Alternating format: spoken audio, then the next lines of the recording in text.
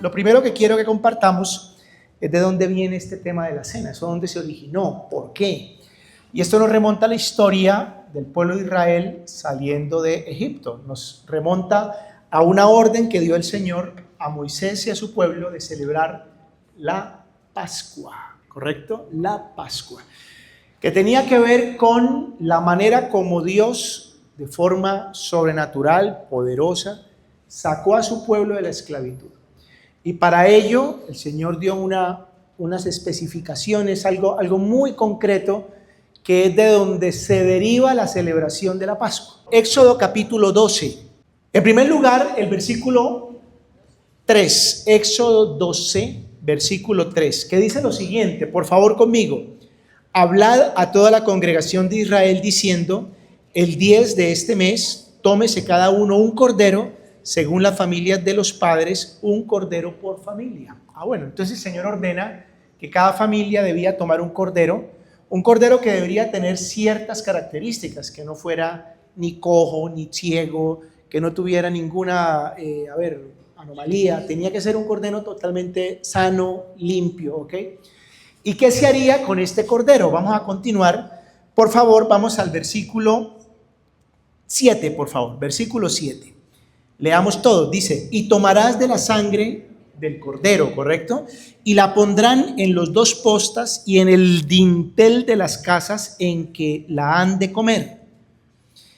La sangre de ese corderito que se tomaba, que sería sacrificado, con esa sangre ellos iban a marcar el marco de la puerta, los dos postas y el dintel de la puerta. Y esa sería la señal para que a las familias de los hebreos no les sucediera lo que les iba a suceder a la familia de los egipcios, y es que sus hijos primogénitos iban a morir esa noche, ¿ok? Y ese sería el punto o la gota que llena la copa del faraón, que había vivido ya las plagas, recuerden, la plaga de los piojos, la plaga del granizo, bueno, pero su corazón se endurecía cada vez más y no dejaba salir al pueblo de Israel. Ya con esto, con la muerte de los primogénitos, el faraón daría la orden, váyanse, ¿ok?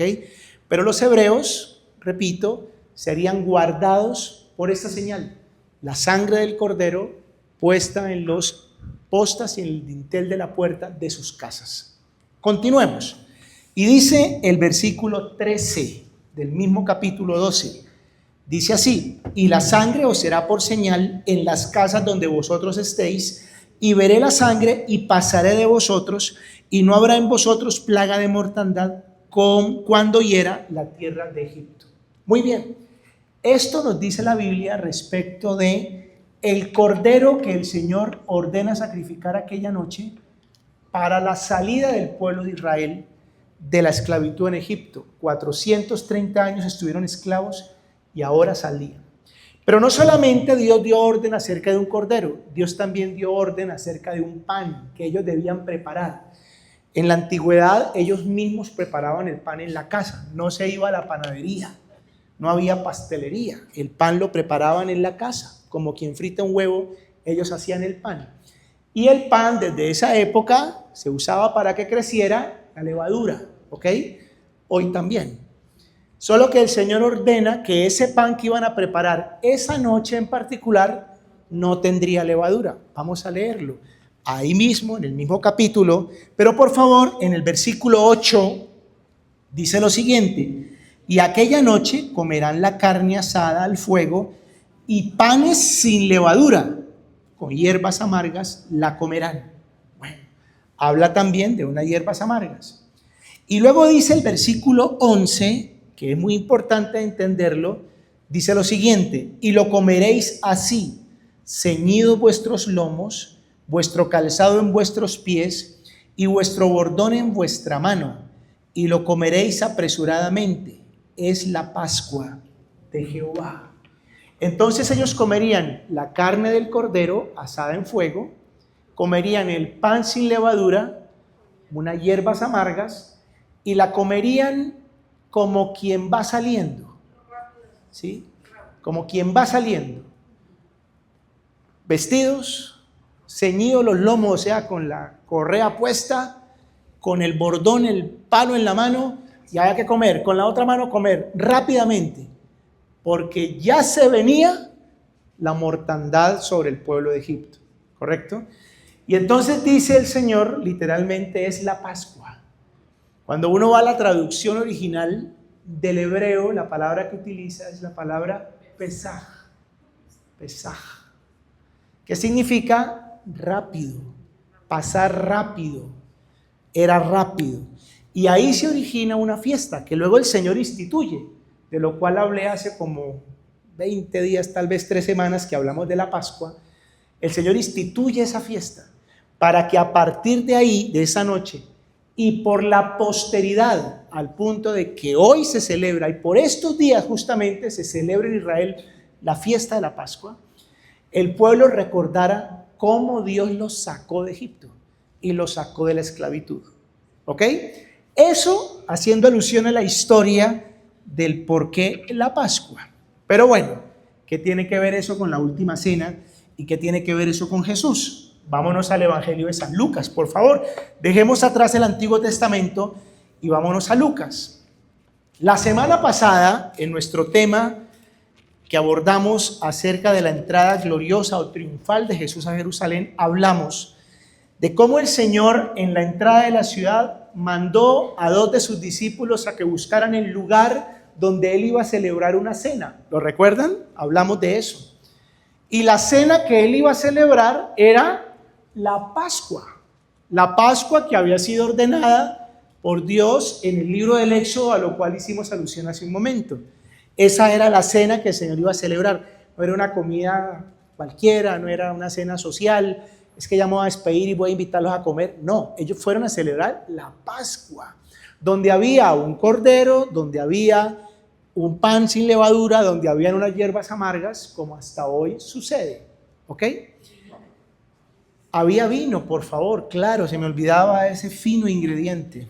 Muy importante, no, demasiado importante. Vamos entonces a leer en Lucas capítulo 22 algunos versículos importantes. Vamos a leer el versículo 19, por favor. Versículo 19. Dice así, todos conmigo. Y tomó el pan y dio gracias y lo partió y les dio diciendo, esto es mi cuerpo que por vosotros es dado. Haced esto en memoria de mí. Entonces aquí empieza a suceder algo absolutamente revelacional para sus discípulos en ese momento y que por supuesto constituye la base doctrinal de nuestra fe hoy. Y es que ese pan sin levadura que el Señor ordenó hacer en Egipto antes de salir, era el anuncio de la venida de alguien cuyo cuerpo sería ese pan, que a partir de ese momento se comería, queriendo decir, se asumiría como propio por parte del que crea, por parte de aquel que asuma de manera libre, personal, consciente, madura, eso se llama fe en Jesús, asuma su obra. El cuerpo que fue molido en la cruz, el cuerpo que fue literalmente llevado al extremo del castigo, estaba representado en ese pan. ¿Ok? Eso es lo que Jesús está hablando. Este pan es mi cuerpo que será molido, que será entregado por ustedes. Muy bien. Pero también habló del vino, por supuesto. Por favor, versículo 20. De igual manera, después que hubo cenado, tomó la copa diciendo, esta copa es el nuevo pacto en mi sangre, que por vosotros se derrama, porque había un primer pacto, que era el pacto de la ley. Y ahora mi sangre, como el cordero cuya sangre fue puesta en los linteles de la puerta, ahora mi sangre, dice Jesús, se va a derramar por el perdón de sus pecados, por la libertad de ustedes. Y este vino representa mi sangre. Entonces lo que estaba haciendo Jesús en esa cena era revolucionando totalmente la historia y dándonos claridad a quienes a partir de ese momento depositaríamos nuestra fe en Él. El tema de la última cena es de una trascendencia tan grande que implica nuestra salvación, que implica la vida, que implica la nueva oportunidad de la que hablamos ahora con Sarita, que implica el perdón de los pecados, que implica la salvación eterna. Y a eso era lo que Jesús se refería en ese momento. Pero bien, y dice, haciendo alusión al anuncio profético de esto que iba a pasar, el libro de Isaías. Por favor, acompáñenme. Isaías capítulo 53. Angustiado él y afligido no abrió su boca. Como cordero fue llevado al matadero y como oveja delante de sus trasquiladores enmudeció y no abrió su boca. Luego ese cordero que el Señor ordenó sacrificar allá atrás en el Éxodo, ahora estaba representado ¿en quién?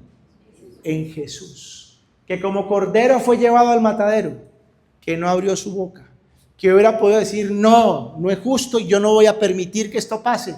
Se quedó callado, y se quedó callado exclusivamente por usted y por mí, para que hoy los dos, ustedes y yo, podamos estar aquí libres y felices. ¿Ok? Estoy tratando de ubicarlos históricamente para entender qué es lo que vamos a hacer a continuación. Y volviendo otra vez a Lucas, por favor, a Lucas 22, colócame el versículo 19. Dice la parte final de ese versículo, y lo leemos todos: haced esto en memoria de mí. ¿A qué se estaba refiriendo? A partir el pan y a tomar el vino. Pero dice, háganlo en memoria de mí. ¿Qué es lo que vamos a hacer hoy? Vamos a tomar el pan y vamos a tomar el vino en memoria de él.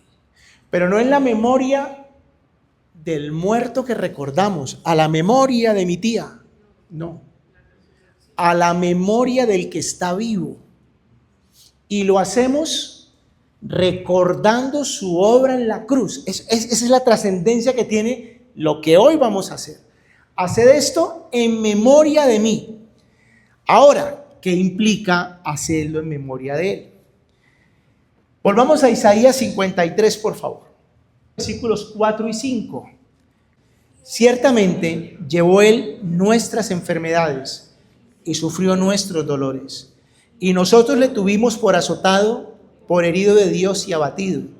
Mas él herido fue por nuestras rebeliones, molido por nuestros pecados.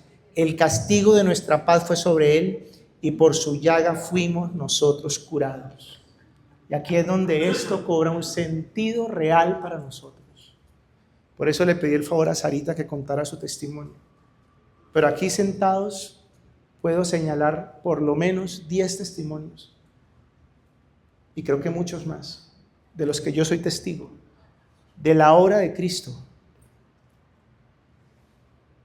actuando sobrenaturalmente, milagrosamente, proporcionando sanidad y dándonos una nueva oportunidad.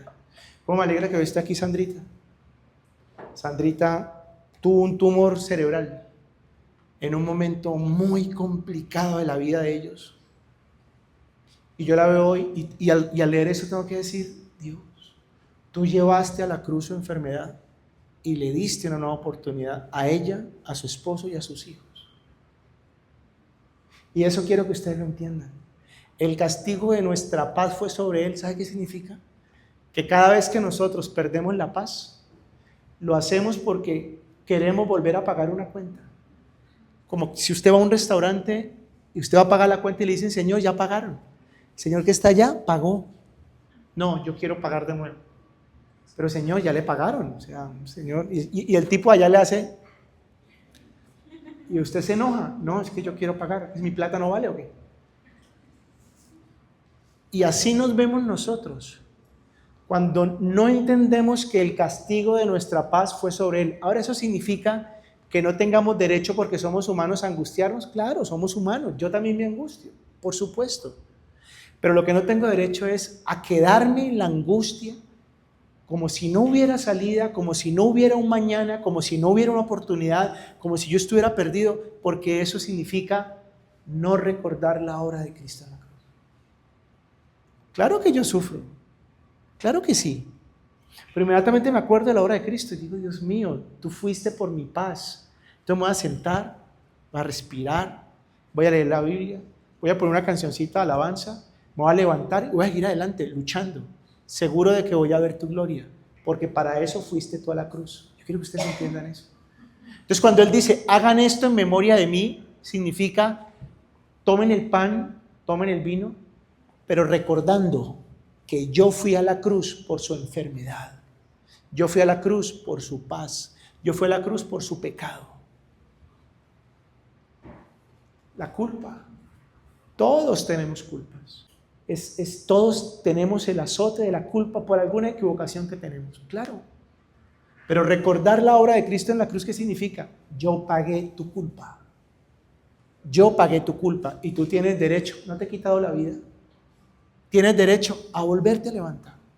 Tienes derecho a volverlo a intentar. Tienes derecho a volver a poner la cara. Tienes derecho a volver a tocar la puerta. Y si alguien te señala y te dice, no, usted no tiene derecho porque usted hizo aquello, a ese alguien usted simplemente lo mira y le dice, ya.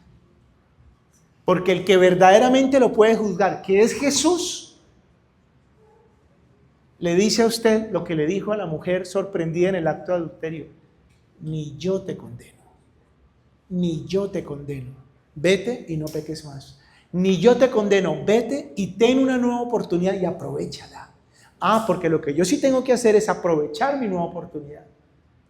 No la desfachatez de volver a caer en lo mismo y lo mismo y lo mismo porque Cristo me perdonó, no. Eso es pisotear, eso es vituperar la sangre de Cristo. Es apropiarme de la obra de Cristo para tener la nueva oportunidad. Y como les decía hace unos minutos, para escribir una página nueva y esta vez mejor, con menos tachones, con menos enmendaduras, mejor. E ir creciendo en la vida. Ir creciendo en la vida. Porque eso es lo que Dios hizo a través de su obra en la cruz. ¿Qué significa en memoria de mí?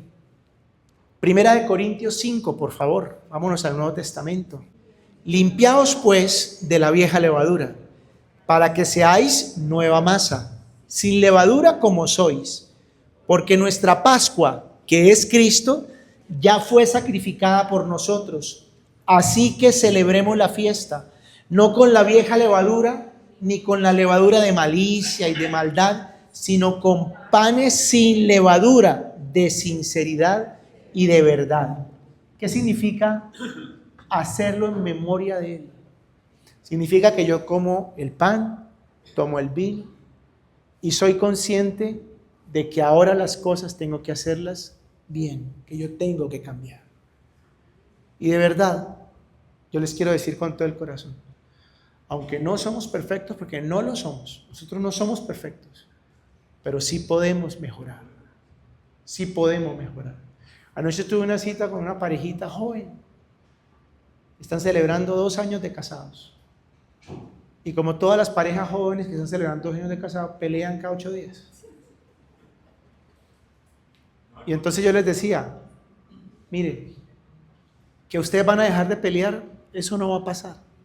Ustedes van a seguir peleando porque son pareja, porque son 2 personas que tienen pensamientos, criterios, culturas que se están adaptando. Pero lo que sí tiene que pasar es que las reacciones de ustedes ante las peleas tienen que mejorar, porque ustedes sí son conscientes de que deben mejorar. Entonces, si antes en la pelea se gritaban, se decían el rosario, ya no. Ya no, porque usted tiene que ser consciente. Es con panes sin levadura. Entonces yo respiro,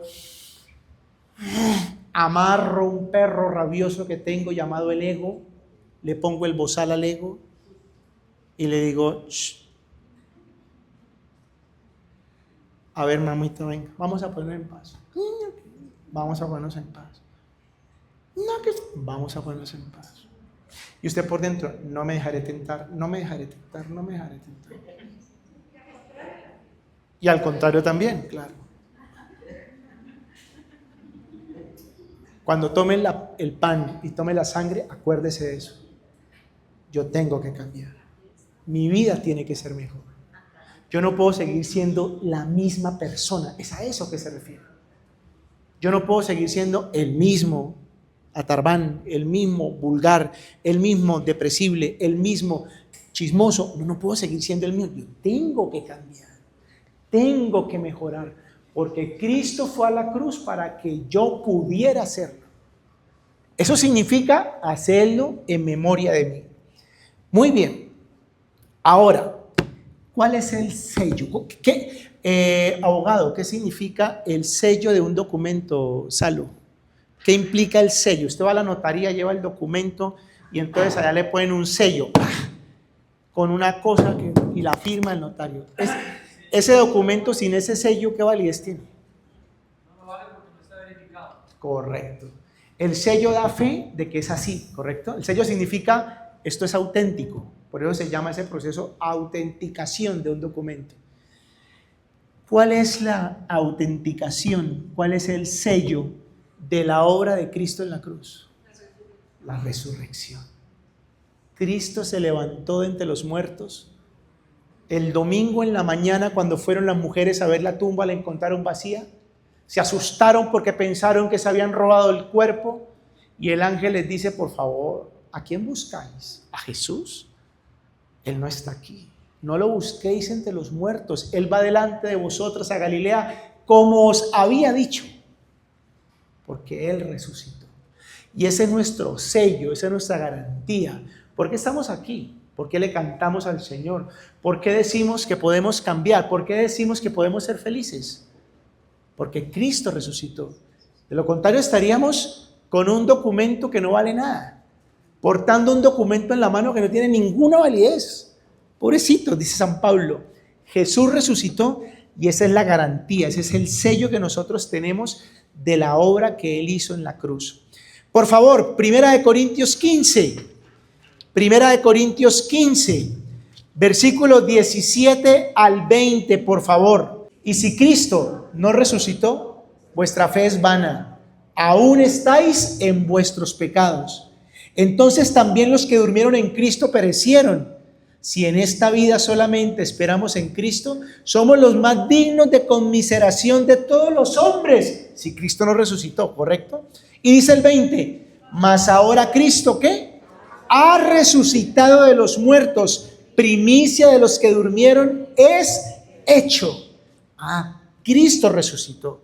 Y esa es nuestra garantía, que hace aplicable su obra a nuestra vida. De lo contrario sería solo teoría. Hablaríamos simplemente de dogmas, preceptos, pero no hablaríamos de esencia de vida. Esencia que se traduce en el perdón. Por favor, leamos Colosenses 1, 13 y 14. Lo vamos a leer acá. ¿Cómo dice? El cual, hablando de Cristo, el Padre, el cual nos ha librado de la potestad de las tinieblas y trasladado al reino de su amado Hijo. Siguiente. Todos, en quien tenemos redención por su sangre, el perdón de los pecados. Quiero, por favor, que se vayan hoy de acá experimentando la libertad. Experimentando la libertad. Disfrute su libertad. La libertad que Cristo pagó. Ya no somos deudores. Ya no somos deudores. Cristo pagó. Y por favor, a todas las personas que sienten, que piensan, a mí Dios no me puede hacer milagros porque yo soy deudor, quiero decirles, está equivocado. Está muy equivocada. Dios sí puede hacerle milagros, cosas maravillosas, cosas hasta, he aprendido algo, hasta, perdóneme la expresión, hasta bobadas que yo tengo en la cabeza, ¿no? Yo digo, ay, tan chévere esto. Sorpréndase. Eso también Dios lo puede hacer.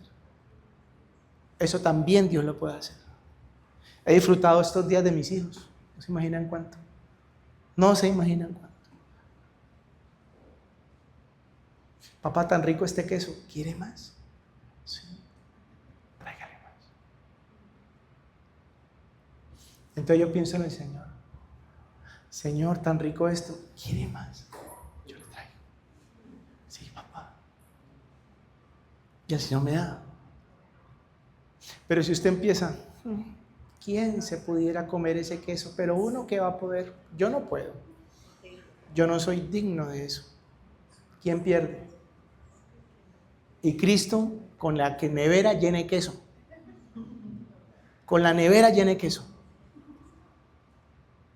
porque Él fue a la cruz para eso.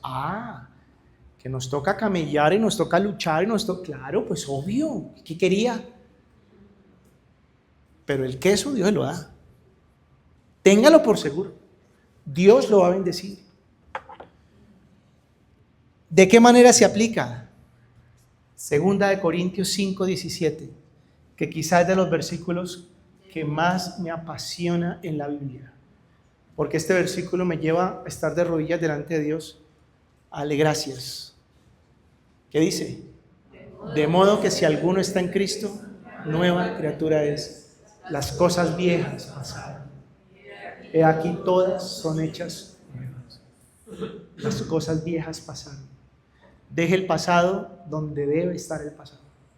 El pasado tiene un lugar en su vida. Déjelo ahí, en el pasado.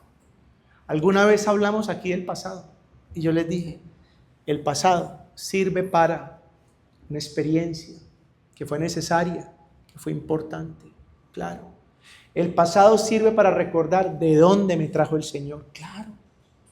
Pero nunca para que me atormente, nunca para que me amarre, jamás. El pasado no es para eso. El pasado ha sido cubierto por la sangre de Cristo. Y respecto de los errores de su pasado, entonces haga dos cosas. Perdón. Pida perdón y perdone. Perdón. Y dos, restituya. Restituya. En lo que dependa de usted, restituya. Usted fue consciente de que hizo un daño, restituya. Restituya. Pero no sufra por el pasado. No se condene por el pasado. De modo que si alguno está en Cristo, el Cristo resucitado, nueva criatura es. Las cosas viejas pasaron y aquí todas son hechas nuevas. ¿Es posible tener una nueva historia con su papá? Claro. Es posible tener una nueva historia con su papá. Disfrute a su papá. Disfrútelo. Mi hijo, venga a la finca. Claro, papá, voy a ir. Un día me tocará ir al cementerio. Voy a esa hora a la finca con mi papá. Mi hijo, venga a almorzar. Claro, papá, voy a ir. Un día me tocará ir a tomar tinto a la funeraria. Voy a ir a almorzar con mi papá, pero claro que sí, voy a hacerlo. Disfrute la nueva oportunidad. Disfrute la oportunidad con su hijo. Que fue el propósito que yo quise compartir con ustedes estos días, jueves y viernes. Disfrútenlo, eso no es pecado. Yo debería estar en este momento no, usted debería estar disfrutando de la resurrección, de la obra de Cristo con su familia, en paz, tranquilos, no amargados. Y con esto quiero decirles, vamos a celebrar la Santa Cena. Privilegiados ustedes que están hoy acá, y vamos a hacerlo, entendiendo lo que luego escribe el apóstol Pablo, haciendo alusión al por qué un cristiano debe celebrar la Santa Cena. Primera de Corintios 11, del 23 al 26. Y dice así: porque yo recibí del Señor lo que también os he enseñado, que el Señor Jesús, la noche que fue entregado, tomó pan, y habiendo dado gracias, lo partió y dijo: tomad y comed, esto es mi cuerpo que por vosotros es partido, haced esto en memoria de mí. Y asimismo tomó también la copa después de haber cenado, diciendo: esta copa es el nuevo pacto en mi sangre. Haced esto todas las veces que la bebáis en memoria de mí. Así pues, todas las veces que comiereis este pan y bebiereis esta copa, la muerte del Señor anunciáis hasta que Él venga. Entendiéndose, por la muerte del Señor anunciáis la obra de Cristo en la cruz anunciáis. Entendiendo lo que acabamos de hablar, por favor piense en lo que estamos haciendo hoy, año 2025. La historia ha pasado, miles de años después de que Jesús hubiera sido azotado, vituperado, molido y clavado en la cruz. Aquí estamos nosotros. El anuncio profético era claro: le veremos más inatractivo para que le deseemos. Él, como una oveja, fue llevado al matadero, como el cordero que enmudeció, que no abrió su boca. y por su llaga fuimos nosotros curados. El castigo de nuestra paz fue sobre él, y nosotros le tuvimos por abatido y por humillado de Dios. Y hoy lo miramos, hoy miramos a Jesús, no con terror, no con lástima, hoy lo miramos con gratitud. Porque tal vez nunca llegaremos a entender la dimensión real de lo que implicó ir a la cruz. Pero lo que sí podemos hacer es vivir en nuestra realidad la libertad que Él ganó para cada uno de nosotros. Y esa libertad empieza por decirle al Señor: gracias, Dios mío. Y hoy hago un alto, paro en medio de mis actividades, de mi descanso, en medio de cualquier cosa, Señor, que esté viviendo. Hoy paro para mirar a la cruz, para mirarte en ese madero, para encontrarme con tu mirada, Señor, y para decirte: Jesús, gracias. Muchas gracias, Señor. Muchas gracias por tu obra de sanidad, porque llevaste a la cruz mi enfermedad. Y quiero que conscientemente, quienes de una o de otra manera hemos sido objeto de un milagro de sanidad, en este momento le digamos a Dios: gracias. No desconozco, Señor, que tú actuaste para proporcionarme sanidad. Hoy yo recuerdo, Señor, que hubiera podido perder mi ojo y no lo perdí, Dios. Justo hace 2 años. Justo hace 2 años. Porque tú llevaste a la cruz mi enfermedad, mi dolencia, y yo fui curado por tu llaga, Señor. Hoy quiero recordar la sanidad de mi mamá, diagnosticada con diabetes hace más de 30 años, y hoy goza de una extraordinaria salud. Hoy goza de bienestar en su cuerpo, siendo ya la mujer anciana que es. ¿Cómo no te voy a decir hoy, Señor, y cómo no voy a recordar que tú llevaste a la cruz mi enfermedad y la enfermedad de mi mamá? Y tú, que eres objeto de esa sanidad, o que tu hijo, que tu mamá, que tu hermano han sido objeto de la sanidad, dile al Señor: hoy de manera especial te doy gracias.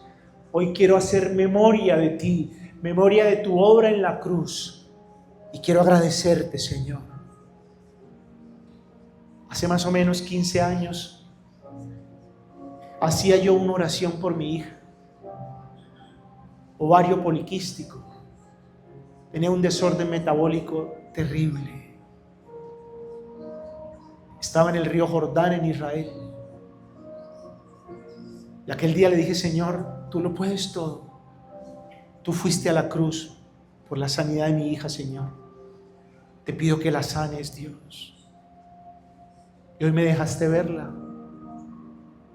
sana, feliz, saludable.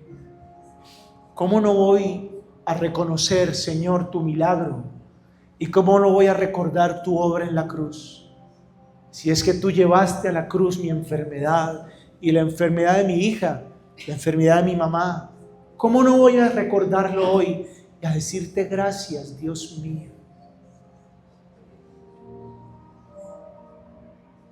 ¿Y cómo no voy a decirte, Señor, gracias por el perdón?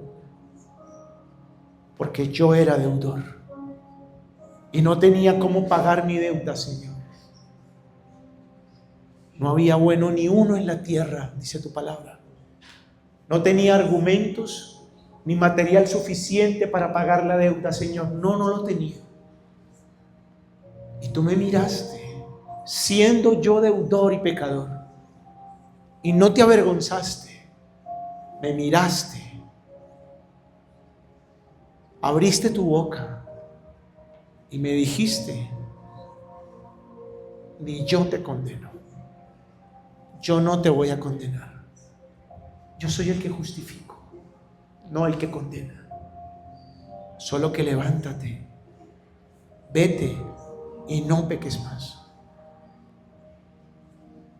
¿Y cómo no voy, Señor, a recordar tu obra, pensando en la nueva oportunidad que me das de vivir la vida, de hacer las cosas mejor, de hacer las cosas cada vez más consciente de cuál es mi posición, de lo que yo debo hacer, de lo que yo debo hablar, de cómo debo actuar frente a las situaciones que son difíciles o caóticas para mí, Señor? Yo te doy gracias, Dios, por la nueva oportunidad que me das cada mañana, cuando abro mis ojos, cuando me levanto, Señor, y cuando entiendo que tengo la vida un día más. Gracias. ¿Y cómo no voy a recordar tu obra, Señor, cuando estás pendiente de los detalles más ínfimos, los más pequeños? ¿Pero acaso eso no es lo que dice tu palabra? Que tú sabes, Dios mío, si un cabello se cae, tú lo sabes. Tú tienes cuidado de mí, Señor, de mis deseos, de mis anhelos, de mis sueños. ¿Cómo no te voy a recordar en esta tarde, Señor? Y por eso hoy, Dios, haciendo memoria de ti, te pido la bendición para tomar, Señor, el pan y el vino como tú lo enseñaste. Dice la Biblia que Jesús, puesto en pie, tomó el pan. Le voy a pedir que tomen el pan en la mano. Y dice la Biblia que lo partió y lo dio a sus discípulos y les dijo: este es mi cuerpo que será entregado por vosotros, mi cuerpo que será molido por vosotros, ese cuerpo que será clavado en la cruz, que llevará su enfermedad, su dolor, este cuerpo que llevará el derecho a estar en paz. Y lo bendijo y dio gracias. Y hoy, Señor, como tu siervo y sacerdote, yo tomo este pan y lo bendigo. Y te pido que nos permitas tomarlo, Señor, con santidad. Y al morderlo, entender que así fue molido tu cuerpo por mí, por mi paz, por mi felicidad, por mi sanidad, Señor. Vamos a tomar el pan. Coma el pan.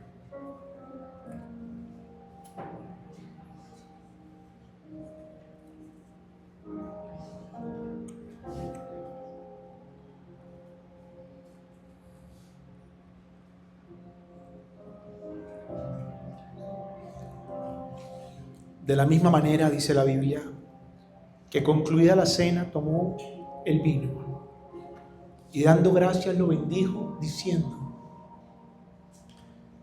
esta copa, este vino representa mi sangre. Sangre que implica un nuevo pacto, una nueva alianza, que además es eterna, no tiene fin. Sangre que será derramada por vuestros pecados. La sangre que implica el perdón, la nueva oportunidad, la justificación, la remisión. Y nos pidió que la tomáramos en memoria de Él. Y hoy, Señor, nuevamente yo levanto esta copa, bendigo este vino, Dios. Te pido que nos permitas tomarlo y al hacerlo, recordar que tu sangre, como la de aquel cordero que representaba la señal para que la muerte no viniera, esa sangre, Señor, hoy cubre mi vida, cubre mi casa, Por tu sangre, Señor, soy nuevo.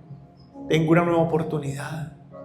Por tu sangre, Señor, estoy guardado y protegido, y están guardados mis hijos y los hijos de mis hijos, Señor. Tomemos de la copa ahora.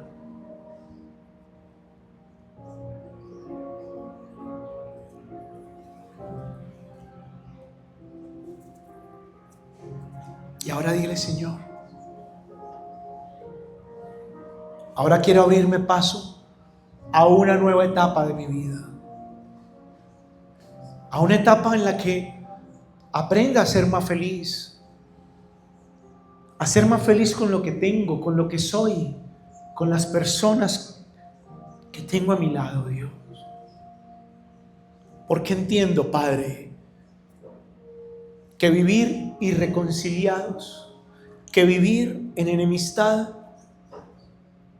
es una necedad, Dios, que va contra tu obra en la cruz. Tienes la fortuna de estar aquí con tu esposa. Eres afortunado.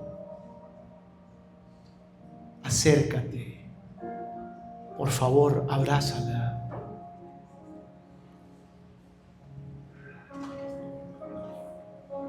Si es necesario, pónganse en paz.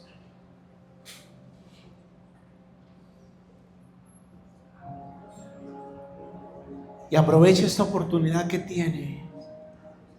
Tu esposa podría hoy no estar, pero hoy la tienes a tu lado. Dale un beso. Abrázala. Y mientras lo haces, piensa que Cristo fue a la cruz para que tú pudieras disfrutar este abrazo. Abraza a tu esposo. Está aquí contigo. Hoy lo tienes. Y a pesar de que, como hoy escuchamos, la muerte hace parte de la vida también, algún día no estará. Algún día no estaremos porque iremos a su presencia. Pero hoy lo tienes acá. Y tienes la oportunidad de abrazarlo. Tienes la oportunidad de hacerlo y de decirle: te amo. Cuenta conmigo. Tú no estás solo. Yo te amo. Y vamos a ser felices. Vamos a trabajar por ser felices. Tenemos todo para ser felices.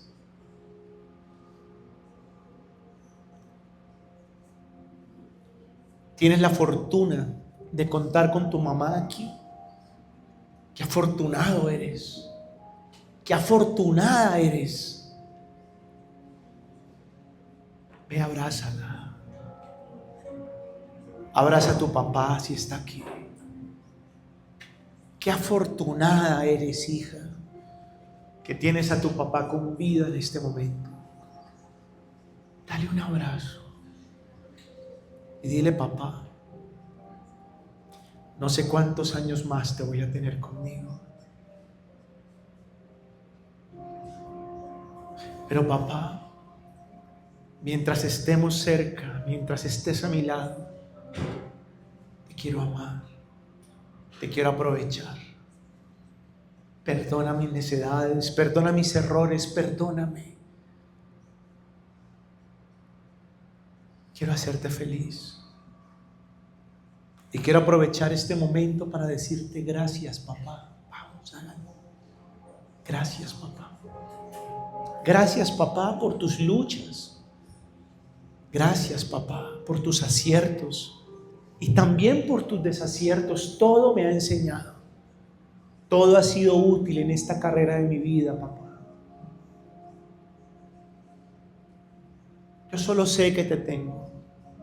Solo sé que te tengo, mamá. Solo sé que soy testigo de tus luchas, de tus esfuerzos. Gracias. Gracias. ¿Tienes a tu hermano aquí, a tu hermana? qué afortunado eres, qué afortunada eres. Ve, abrázalo, abrázala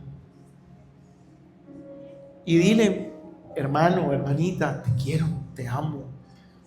Gracias por ser mi compañera, mi compañero. Gracias. A veces nos peleamos, discutimos, pero seguimos siendo hermanos.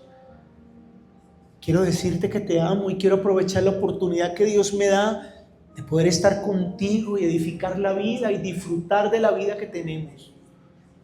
Muchas gracias. Y así como estamos en este ambiente de familia, de unidad, vamos a cantarle a Jesús esta canción y vamos a decirle que Él es el objeto y el centro de nuestra casa, de nuestra adoración, de nuestra exaltación.